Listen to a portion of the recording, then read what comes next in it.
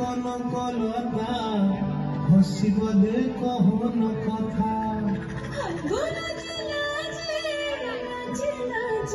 আপনারা দাঁড়াবেন না।